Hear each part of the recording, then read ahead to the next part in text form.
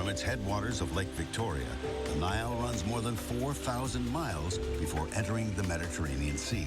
With more than 300 million cubic meters of water passing per day, the Nile's huge delta feeds a drainage basin that comprises more than 10% of the total landmass of the African continent.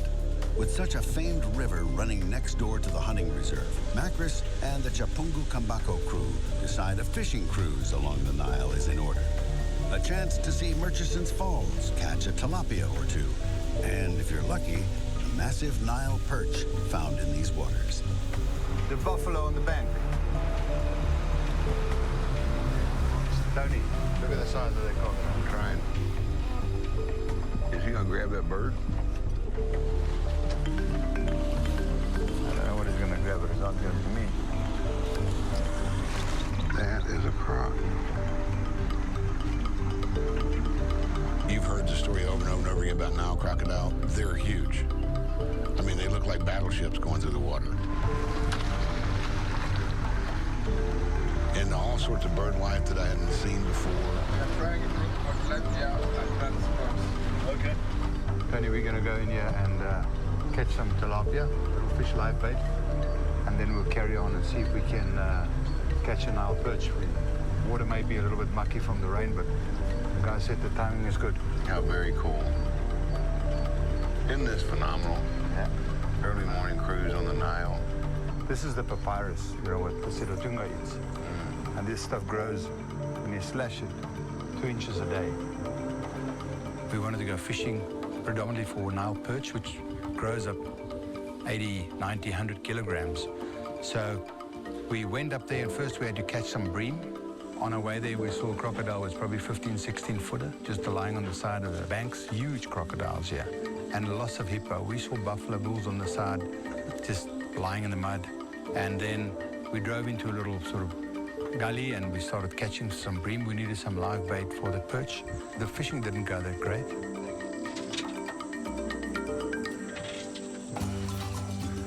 I mean, they don't take it hard. You don't feel anything. So little bitty guys hitting it. Bring the gaff.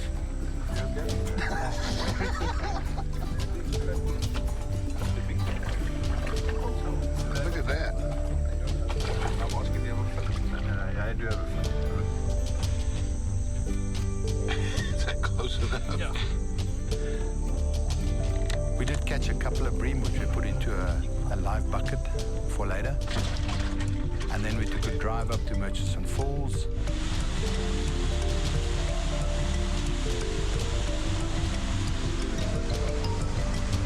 It's not as high as some falls. It's not as broad as, say, Victoria Falls or Niagara Falls.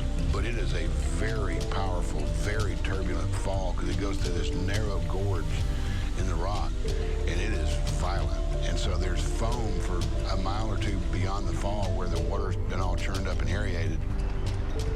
You've done this before, Stan. What happens is a lot of the fish comes down those waterfalls and they get injured and die. So there's a lot of predators hanging around you at the bottom of the falls, the crocodiles and the perch, because they obviously want to eat these. This is an easy bait for them to get. So that's why it's always great fishing below the falls.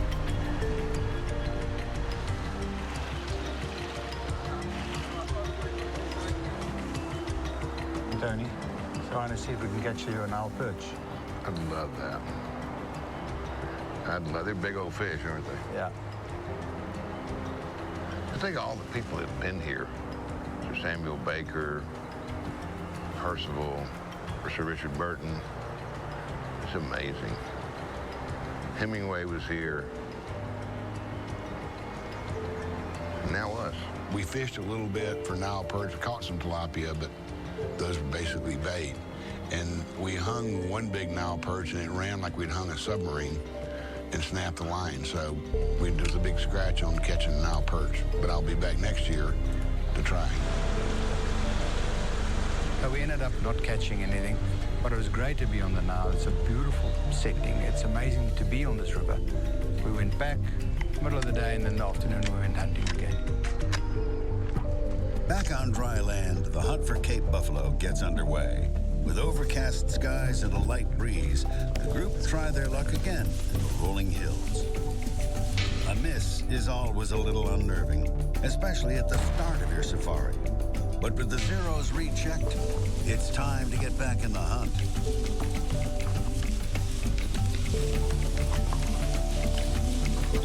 We went back to the same block and we found tracks of different bulls, which we followed.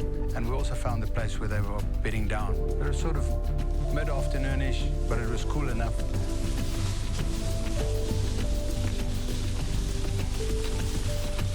We just got the wind right. We walked all around a little valley. It was sweaty and hot and humid. I can catch him a little bit from the side.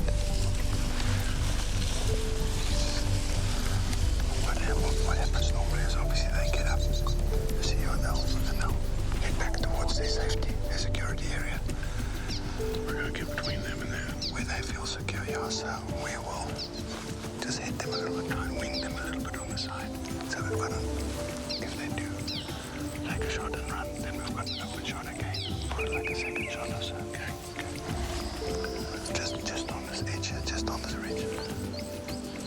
Just over the top there. Just over the top, there's a tree, you'll see it sticking out there.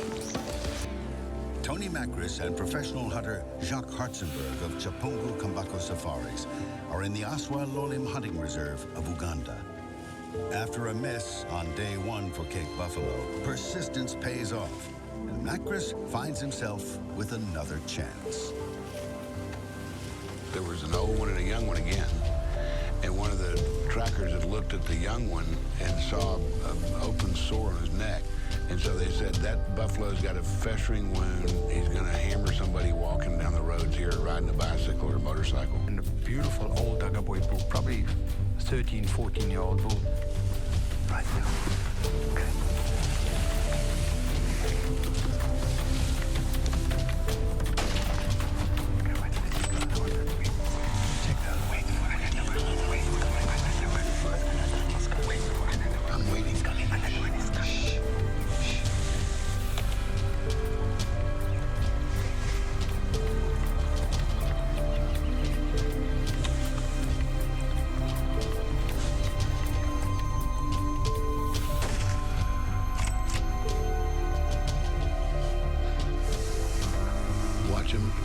Watch him. First one's dead. Nicely. Watch him, heads up. Yeah, that's right. I've had more buffalo get up after I killed them.